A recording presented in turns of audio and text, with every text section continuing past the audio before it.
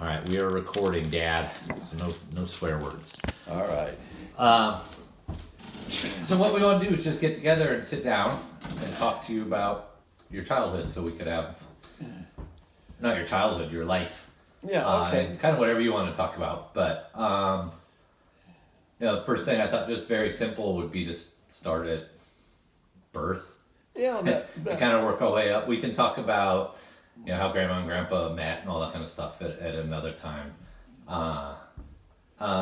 And just kind of start there and see where we go before I have to go pick up my kids in half hour or so. Okay. Sound good? All right.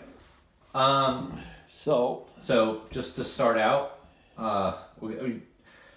some of these things we already know, but just so what day were you born? Okay. I was born on June 25, 1934. Okay. In a small town in the middle part of Idaho called Grangeville, Idaho, which is... Is that near Boise somewhere? Or no, it's a city I know of? It's north of there. The closest city of size is Lewiston, Washington, which is across the border. And it's in that part of the state where it narrows.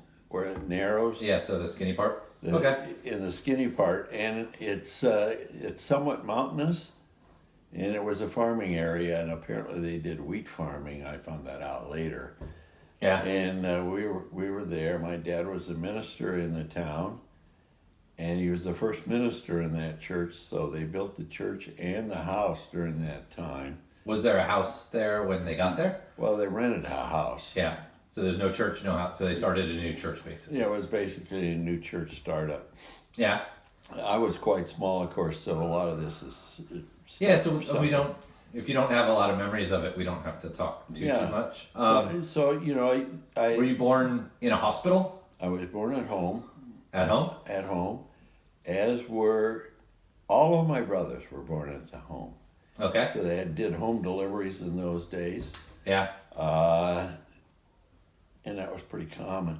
The town was a very small town of about 1,000 to 2,000 people. Yeah. And of course, when you're 1 year old, your world is relatively small because you're in the house and in the yard. Yeah. So how long did you live there? We lived there till I was age 4. So you were 4. So do you have any memories of it? I do have some memories of it. I remember that it snowed. Okay. And I remember that it was fairly deep. And one time my father shoveled a walk, and there was an area along there, so I made a chair. I sat in the snowbank. Yeah. In the snowbank. Now, did the snow stick on the ground, or did it snow and then melt? No, it was on the ground. But did you have snow all winter, or was it like Wisconsin, or was it more like? It was probably intermittent because it was a pretty sunny area. So like Oregon, where it would snow and melt, snow and melt. Okay. But it was after a storm, and as I remember, there were mountains, and there was a stream there that my dad used to go fishing in. Mm-hmm. Now, as a little kid, when you're 3, so I was 4 when we moved to Modesto, California. I remember that we had a goat that my dad would milk, and of course we had a garden. In Idaho still? In Idaho. Yeah. And so he would milk the goat. And, Hank was born and Jay was born. So the 2 of them were born there as well. So the 3 of you guys. There were 3 of us that were born. So how? Go ahead. And one of the things I do remember, I don't remember a lot of things, but I do remember that I got hit by a car. How old were you? It was before I was 4, but obviously I was able to walk and so on. So I was crossing the street, a little kid, and I'm sure I barely got bumped, but I remember the doctor coming over to the house. Did you get hurt? I don't recall getting hurt, but I remember obviously the doctor came. There was something, but I was there, and I remember the doctor telling my mother, "Now, if he coughs up any blood, you let me know right away." But that's the only thing I remember about that particular event. Yeah. But whether I was 3 or whether I was 2.5, I don't. At that age, all the years blend together. But those are some of the memories I have of it. Do you remember your house or the church or the school You know, or anything? I didn't go to school, Okay. so I have no memory of school. And the house, I don't recall anything specific about the house. You know, when you're 3 years old, a house is a house. Yeah. Okay. I don't recall anything of that about that. And yeah, I don't remember whether we had a dog or not. Yeah. But Okay. and of course, you know, I played with my brothers. You know, So how much older than Hank so are you? I'm 18 months older than Hank. And how much older than Jay, I'm 3 years older than Jay. roughly? And then how about Nelson? And Like he wasn't there, Nelson so. wasn't born yet. Nelson was born 5 years later. 5 years after Jay. Jay. So I'm 8 years older Okay. than Nelson. And Nelson was born in Modesto. And he was born shortly before we moved to South Dakota. He was 1 month old. Okay. But, and I don't remember any details of moving to California. So did you move to California because Grandpa got a job? Was it a bigger church or something? Was that kind of the plan to? It was moving up. It was, I don't know whether it was larger or not, but it was another new church. So he was the first minister in the Grangeville church, and he was the first minister in the Modesto church. Okay. And so we moved there, and I don't remember what time of the year, but it was in 1938. We had a 1937 Chevrolet, you know, with the trunk in the back and so on. And we lived on a street called Poplar. In Modesto? In Modesto, which was a block from a park. And the park had a huge bell in it, like the Liberty Bell. Yeah. And it was, when you're 4 years old, it's a big park, but it had a wading pool and it had Like slides and swings. slides and swings and a tennis court and a bamboo place and picnic areas and so on. As an adult, I've gone back to that park. Still there? Park is still there. Is the house still there? The house on Poplar Street is still there. Yeah. It's an old home. Of course, it had to be an old home. It was built in the 20s probably. Yeah. And it had a big porch on it. And I remember that it rained a lot at certain times of the year when we lived there. Uh-huh. Now, I wasn't in school. I went to kindergarten when I was in Modesto. So I was 5, and I remember we had a kindergarten, and the one thing I remember about it, we had a mat we had to lay on for a little while to rest period in it. Sleep time. But we went, and that was there, and we lived the third house from the corner. In the corner, we took a right, and it was a block to the park, where my brothers and I spent a lot of time. Do you know what the park was called? I don't recall the name of it. I don't. Probably can look it up, but Nah, it's fine. But I don't recall the name of it. But like I said, the kids on the corner, their name was Wam, and they had boys. One was a year older than I was, and I think they had a couple of them. Their father was a policeman. Yeah. But we played with them, and the people between our house and Wam's house had no children, but they got quite annoyed with my brothers and I because we cut across their lawn. Yeah. There was no fence, so we cut across the Through the lawn. backyards. It was the front yard. Front yards. Yeah. And there was one time, there were interesting things, which probably difficult for you and James and John to relate to, is they had wash machines that had ringers. Hand cranked or was it motorized? Hand cranked or motorized. I think it must have been motorized. But I remember Jay was a little kid and he got his arm in the ringer. And so it tore up his arm. So he had a huge had to go to the hospital. He had a huge scar. And he still has the scar. His arm has grown, so the scar is less striking. But it was a big thing. Did it break any bones, or It did not break anything, but just a big long straight gash? Yeah, and I forget he had some 70-some stitches in it. Oh wow! It's basically the length of his arm. So how old was he when? You know, Was it? It was before I was 6, so he was a little kid. So really little. Okay. He was a little kid, and of course, when I went to medical school, there was a big section in the surgery book about ringer injuries. So I read that Yeah. with some degree of interest. They probably don't teach that. Well, you know, nobody has a ringer anymore. No. But and they had a special thing, a release valve on it. But even when I was a youngster, my mom had a washing machine with a ringer, and then you'd hang the clothes out on the line. Yeah. And that house in Modesto was interesting because it had fig trees in the backyard. I think there were 5 or 6 trees in the backyard, and it had a pond in the backyard, you know, a little fish pond, which my brothers and I would play in. And but I remember the figs, when the figs got ripe, that it had ants all over the place. Yeah. In the house and stuff too, or just you know, it's all over the fig trees. As the figs would fall on the ground, and as kids, you know, when you're 4 and 5 years old, you step in it because you don't have any better sense. Yes. And so that was an interesting thing.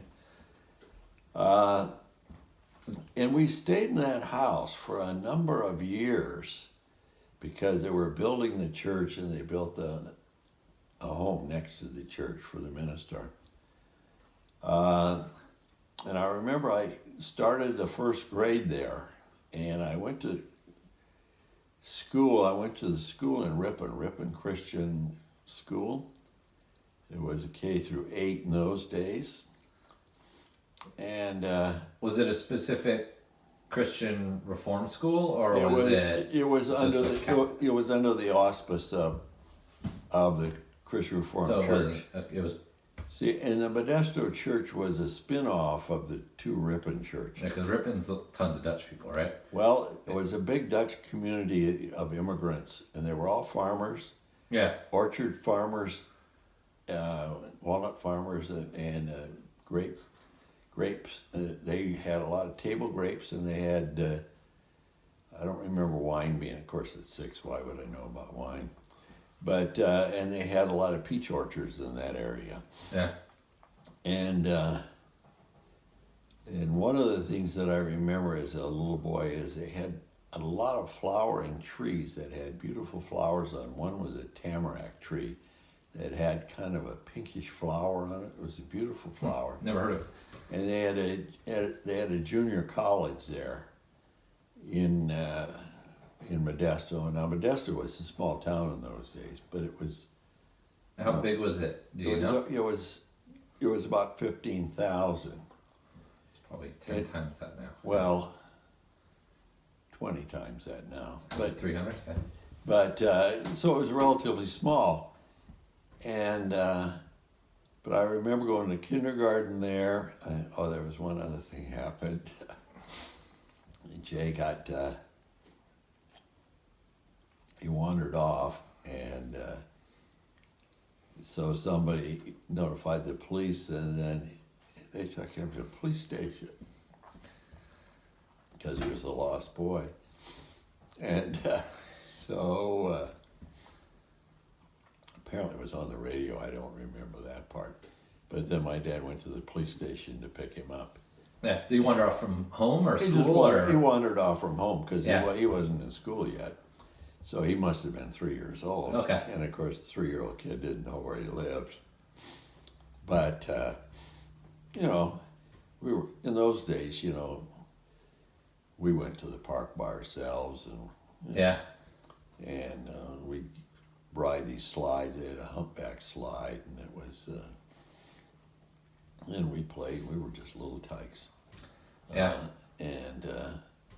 But we had a pretty good time. Then I went to school, and I took the bus to school when I was in the first grade. Did you always go to the Christian school? I went the first 2 years to the Christian school, and after that we moved to South Dakota, and then I went to the public school. So you only lived... We lived in Modesto for 4 years. 4 years. And Nelson was born there about a month before we left. Now during that period of time, the church had they bought property and was kind of on the edge of town. Yeah. It was to build the church on? And they built a church and they built a house there. And I remember my dad had, he put in the rose bushes and stuff, and it was a 2-story home. And it had these dormer windows that came out of the roof. The second floor? Yeah. The second floor.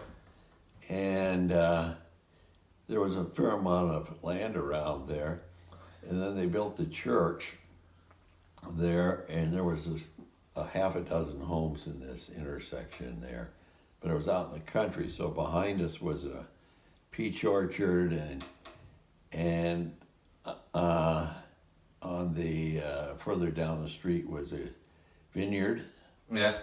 And they had a big Caterpillar tractor with the belt-like wheels there, and I remember that, and my brothers and I would climb all over that, and so on, because the guy.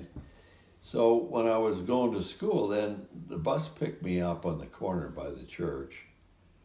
And it got cold there, so that there was ice on the puddles. Yeah. In the wintertime, you could see your breath and so on. And I think I had to get up pretty early. But then they let me off, so I had to walk a small distance. But there were grapes on one side, peaches on the other, so I always ate on the way home. So I was never hungry when I got home in the fall. Yeah. But, in those days it was safe. And and across the street from our house, there was a big field, and they planted wheat in there.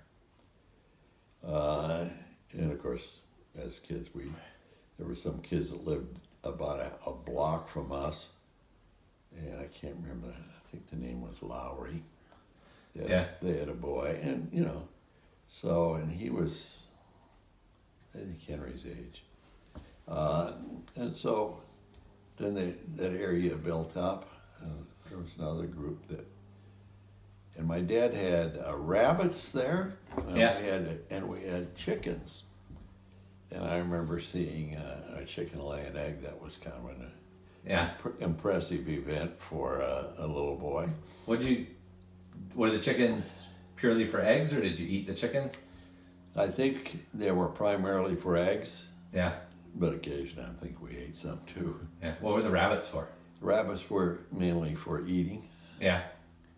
And this was a holdover of my dad's days when he was a young man, because he grew up on a farm and he raised all kinds of animals. In fact, one of the things that he and his brother, who is my uncle, of course, they grew up on the farm back in Montana, although my dad was born in Chicago, as was my uncle. And they moved to Montana, and exactly what year I don't know, but my dad was in first grade. And in those days, you went through school for 8 years, and then you worked. Nobody went to high school in those days. Yeah. This was back my dad was born in 1903. So by the time he got out of grade school, it was 1911. And my uncle was old enough that during World War II, he would have been a little older, right? Because you don't start school at birth, right? No, but my dad was 6. So it would have been 1917 or something. That's right. It would have been 1917 when he got out, because he was 1909 when he started school. Yeah. But and my uncle was drafted in the military. Was he older than your dad then? He was 8 years older than my dad.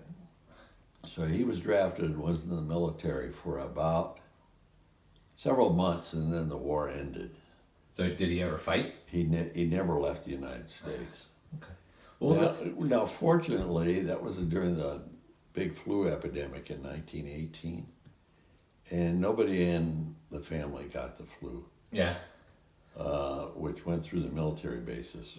It was a rampant thing. Well, let's we'll get back to like Grandma and Grandpa in like another one. Later if we want to watch certain ones, we can kind of we can have Dad's childhood and the family beginnings and different things like that. All right. If that's cool, or else we could just ramble. Or these things come to my mind because I haven't really organized this. I'm making this up as we go, but I figured if it's segmented, we go in time frames. Yeah. If there's anything you want to talk about or anything you forget and want to bring up later, we can do that as well. And some of these things are anecdotal because what's the fun stuff? Because when we were small, my dad gave Hank and I a BB gun. We each had a BB gun. Yeah. And they were single shot BB guns, not the Red Ryder kind, where you had to load them one at a time? Yeah, you had to load them one at a time. And so Hank got his BB gun taken away from him because he shot it. He hit my dad in the toe. And so Dad says you can't have it for a while. How old were you guys when you got the... I think I was 6 or 7. So it went pretty early? It was pretty early in life. It was pretty early, but in single shot. And we used to shoot at this target, and then we shoot on the trees and so on. Yeah. But back to that agriculture area, so it was a big thing when the peaches were ripe and when the grapes were ripe, and so on. But would they shut school during harvest time? For the older kids, or I don't recall that happening in California. They did in South Dakota when it was corn picking time. Those grapes, especially, it's a pretty short. But and I remember that they had racks that they would put them on. It was like screen. They'd put the grapes out there, and they would sun dry them to make raisins. Yeah. And these were called Thompson seedless grapes, which I think they still grow a lot of. This kind of table grape in that Central Valley area. But it was a big fruit tree area, and they had a lot of nut trees. They have almonds? They had almond trees, and they had some walnut trees. Yeah, because it's mostly almonds out there now. And they have a tremendous amount of almond trees. And this is back about the time, this was before World War II started. World War II started in 1941. We can talk about that in a minute. But it was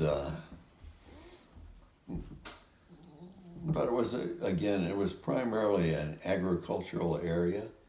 They were starting to get some businesses. There were a couple people in the church that were business accounting type people, but most of them were agricultural oriented. In the neighboring church, the town doctor was a friend of my dad's, and he was, in those days everybody was a general practitioner. He took care. He's the guy who took my tonsils out. Yeah. They took my tonsils out at the age of 5 because that's what you did. Not yours weren't inflamed or... They weren't diseased, but it was kind of thing to prevent disease because rheumatic fever was a big deal back in those generations, which you never hear about rheumatic fever anymore. Yeah. But that was one thing, and but my brothers never had their tonsils out, but I did, and I had them out when I was 5 before I started the first grade. Yeah. And as I remember, the first grade, I was in school with a kid by the name of Ronald Vanderveen and Maury Rose. We were the 3 best students in the class. Yeah. Class wasn't real big. How many kids were in? I don't recall how many, but they had a bus system that picked up kids, and I was in the early run, and I was in the late run to deliver them home, but there were a bunch of children there by the name of Biss, and their father became a minister, and I got to know them as adults, And when I was in college, because I moved away from Modesto at the age of 8, when I got to college, Ronald Vanderveen was a freshman in college with me. Did he remember you? Yeah. That's pretty cool. Were you guys friends in college, or? We were friends in college, yeah. That's great. He only went 1 year, and then he decided, and when I moved to California here in San Jose, he was living in San Jose, so I got together with him a few times. Well, that's pretty funny. He subsequently moved up to Portland. Yeah. And I think he's still alive. I have lost track of him when he moved to Portland. Yeah. In fact, he was a patient of mine when I was working at the Kaiser System. That's pretty amazing. Yeah. So how would you keep track of somebody? Like, how did you know that Ronald lived? Because I would assume if you don't keep close contact with somebody, you can't just find them on Facebook or something like that, right? There was no Facebook in those days, and of course. So when you got to, When I got to college, Well, then he appears, right? Well, the thing is, I knew kids from California because Calvin College had kids from all over the U.S., New Jersey, Washington, California, Central California, and Southern California, and Arizona. But like 15 years after college, how did you find him in San Jose? Because San Jose wasn't big then, but it was still pretty big, right? I found him in college. Because I was talking to some kids from Ripon. Yeah. Who were in college. And I said, I went to school there. And then I said that there was a kid. Yeah. And so they directed me to him, and we reacquainted. And then when I moved after going to medical school and all these interim things, being in the service, and so when I moved here, then we went to the San Jose church a few times. Oh, gotcha. And he was there. Okay. And that's how I got reacquainted with him. Plus, then because I was there, he came to my office and I was helped with his medical things. And then subsequently, as I said, he moved up to Portland area. And so that's how that all happened. And I'm trying to think about other things So what'd you in the elementary school the first couple years. What'd you like to do when you went and like played with your brothers? Or played with your friends or whoever you would play with? Yeah, we did a number of things. We played Indians and Cowboys. Yep. That was a common game. Hopefully not with the BB guns. No. We had, I think we had cap pistols. Yeah. But mostly they were just plastic. Yeah. Pistol-like things, although some of them might have been metal. But we did that. We ran around a lot, and we played with cars and trucks in the dirt and so on, like you do. Like Matchbox car type things. Yeah, they were different. The technology was different in those days. But we played those kind of games. We did not play softball, baseball at that age. So we played with each other in different kinds of things like that. And again, there were the three of us, and then there was this Lowry boy that lived down the street. And we were about the only kids in that little cluster. In that little cluster. So how far out of town? It was probably close to 3/4 of a mile from the edge of town. Not a walkable distance for back and forth not to play with your friends as a kid. Not for that age group. Yeah. Is that neighborhood still there? Well, like the Poplar House is there. Well, the Poplar House is there, and this was on College Avenue, and it's right in the middle of town now. When I was back there a number of years ago, I went and I found the house and the small church. It was Are they still there? Church. The buildings were still there. The house was still. I did not go in. Yeah. But it had the same. Did it look It looked the same. Somewhat similar. It looked very similar. Yeah. Is the church still a Christian Reformed? That church has become something else, and they built a new Christian Reformed church further out, which is about 8 times as big. Okay. But it was a relatively small church because it was a startup church in those days. And I remember as a young boy that we went to San Francisco, and we went to the area where the Cliff House was, and they had this long beach area there. Baker Beach? No, it was the one right below the Cliff House. Okay. It used to have a big amusement park there, but now that's gone. And the bass, were the bass, Sutro bass there, or were they gone already? I don't recall the bass, but I think the bass were already gone, but the bass were on the other side. Okay. But this is that long beach. I think it's Ocean Beach or something. That is big long one. And I remember there was a log that the waves would bring in and it would roll out and bring in. And we were there. My dad has a picture. And it was cloudy, of course, because it was foggy. But the three of us are standing there with our mother and watching the log. And, so I must have been 6, 7. Yeah. And, of course, Jay was then 4. Yeah. So, and Hank was in between us. So Hank and Jay were always about the same size. I was a little taller. But I remember that. I remember going to the zoo in San Francisco as a little boy.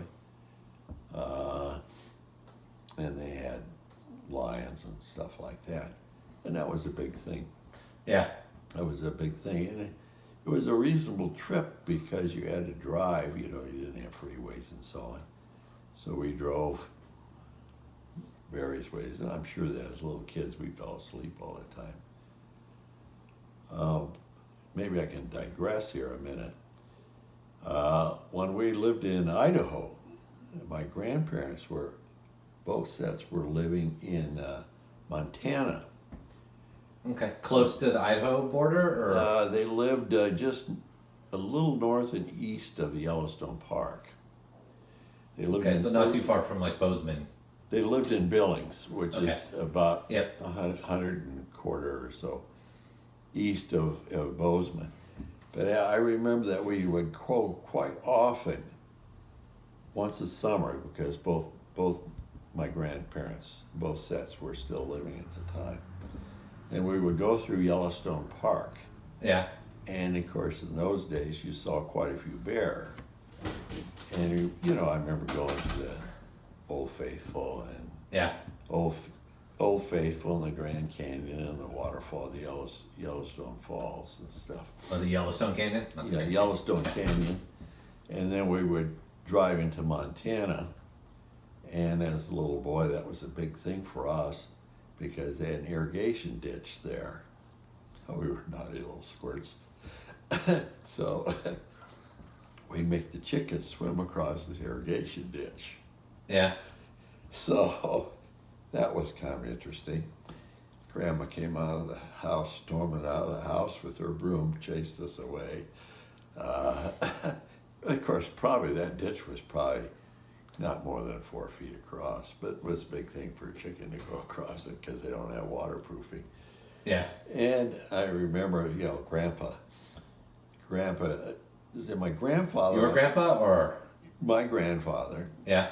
My grandfather, on my dad's father, died when I was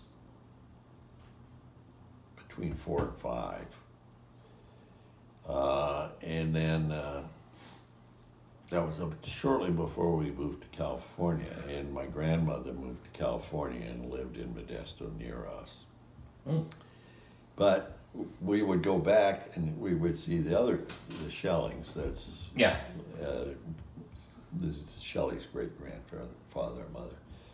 And I remember one time, he did a lot of work. In those days, they did a lot of horse team, pulled the plow and stuff, and the disc. And so he came up to the fence there by the garden, and he stopped the team, and he went in the house, so the horses needed a break, and he was having tea and with my parents and my grandma, and so I thought, well, I'll get out there, and I crawled up on the disc. What's the disc? Is that a harvester, or is it a disc? Is a thing that has these wheels on it. Uh huh. And what the wheels do is they break up the dirt. So okay, so it's part of the plow. It's part of. Okay, yeah. It's part of that. Yeah, it's like you plow. You plow first, and then you disc. It's like a sideways screw almost, right? No, they're round discs. Yeah. And they're a certain distance apart. And they break up these clods of dirt so that they're small. So I climbed up on the seat there, and so I was sitting there, and I says, "Giddy up!" And the horses took off. And went right through the garden till they got to the fence, and then they stopped. Let me tell you. Was the garden already planted, or? Well, it ruined that part of the garden. It was. Yeah. It was probably no further than from here to the back patio. Yeah. Probably wasn't even. Might not even been that far, but you picked a good spot. But it sure brought everybody out of the house because they thought if I fell off, I would have got disked into the ground. You know, that might have been a bad deal. Yeah, it wouldn't have been good.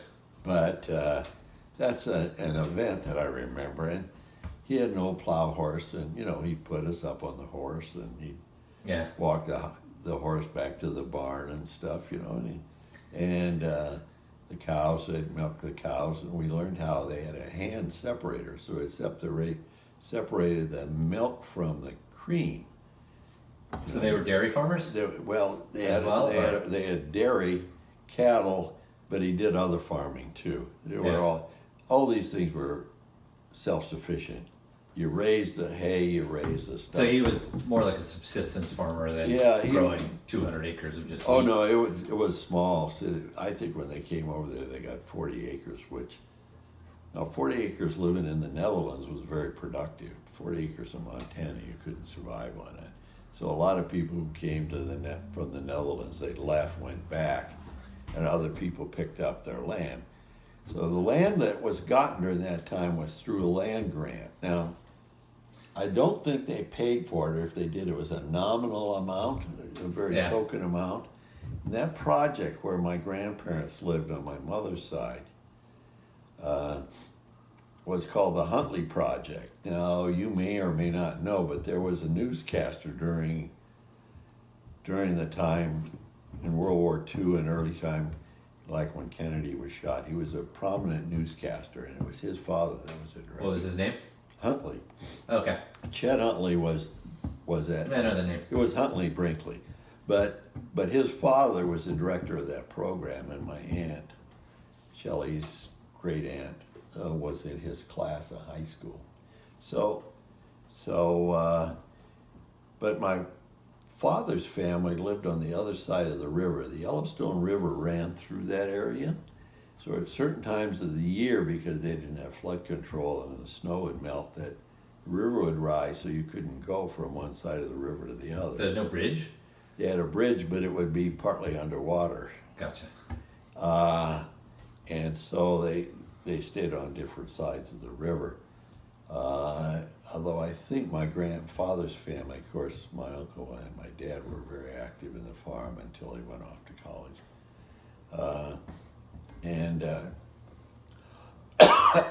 So over time they had something like 500 acres, which was a pretty sizable farm. That's pretty good. Maybe it was 450, but it was a pretty sizable farm that they had accumulated over time. And I don't know the details of it, but they irrigated in those areas, so they used a flood irrigation method. And, you know, so they flooded the area around my grandparents, and so my brothers and I, we would play out there in the mud, in the grass. Yeah. In the grass. But I remember that story about the horse and the disc and the chickens, and you know, these were all big things for town kids, you know, because you didn't have those experiences. Yeah. So it was kind of interesting. So what else? So back to Modesto. Yeah. So you lived there till end of second grade, till you were 8-ish, something like that. I was 8 when we moved, so it was the beginning of the third grade. So that would have been 1942. So World War I had started. World War II. World War II had started. And I remember we were playing with these children in Modesto, and this one kid says to me, he says, this kid here, and I forget what his name was, but he was in the neighborhood, He said, "Oh, we're fighting the war against him." Well, I said, "You mean the Germans?" And it was a Japanese kid.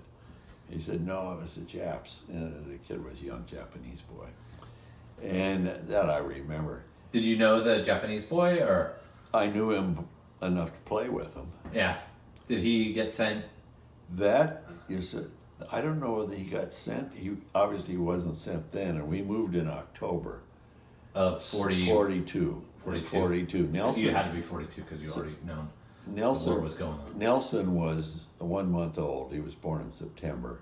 Yeah. So he was 1 month old, and I don't remember the beginning of World War II, Pearl Harbor, or any of that. No, you don't remember much about. I don't remember that, and I do remember my parents talking about the Germans and stuff, because there was stuff that had come out about concentration camps and how they were kind of killing all these.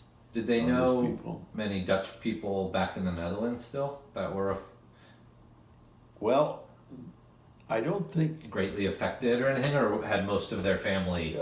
See, now when my father came to America, my grandfather came to America. Now Jay knows more of the details than I do, but my grandfather, my father's father, and his two brothers came to the United States in like the 1890s. 1892, I think it was, and they all three settled in Chicago.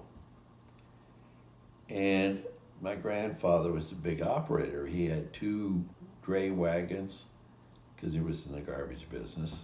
Yeah. And he had 2 wagons and 2 teams. And I remember that my grandmother had all this stuff, and it was a very fancy silverware that my grandfather had picked out of the rubbish because it was from Marshall Fields. Huh.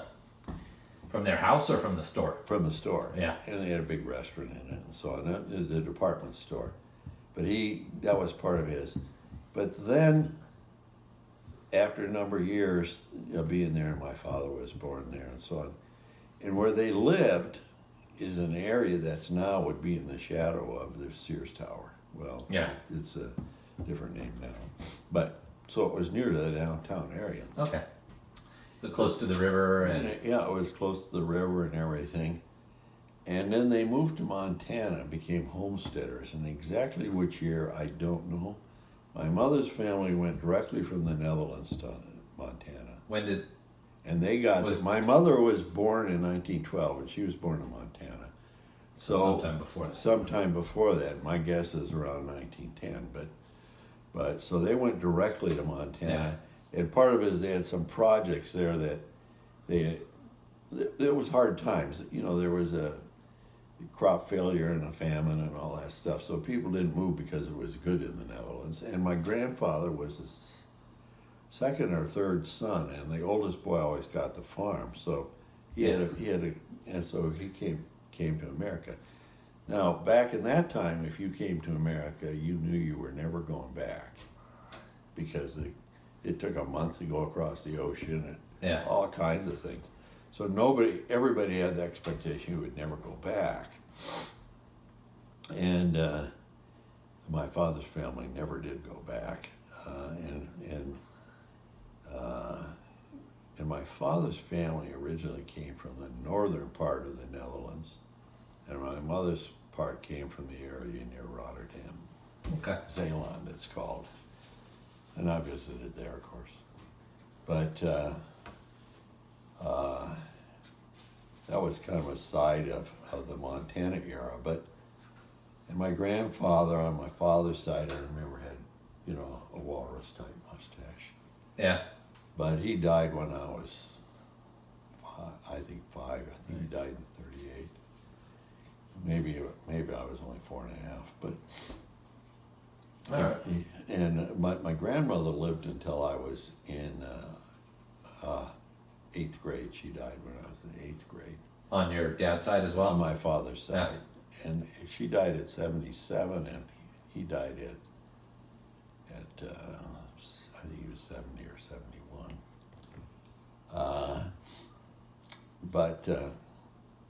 And my uncle grew up on the farm. also, he was 8 years older than my dad, so he was quite good, and I think he and my dad, my grandfather, built the barn and stuff. Well, so they did a lot of things. So that's kind of that. Now, back to Modesto, I don't recall. Again, you remember things from a point of view of a youngster. Yeah. And, well, that's what this is about. It's not about the history of Modesto, right? You know, it's what you remember and so things like that. I'm just asking questions to see if they jog your memory. If they don't, and you know, as we talk, then certain things come to me that I bypassed and so on. Yeah. So. All right. So, but I'll think a little bit about it, and. Well, all right. Well, let's. Yeah, we'll do this, and then. Why don't we stop for today? Since we've kind of reached some end of the Modesto, and I know pretty South much Dakota will be a little episode in and of itself. So. Well, it will be, and it's a longer time, and my memory will be greater because I will be older. Yeah. And. All right. Well, let's give it a pause here. Say goodbye. Okay. All right. Until the next episode. Till we look forward to it, and that'll give you a little bit of an idea about what went on during those years.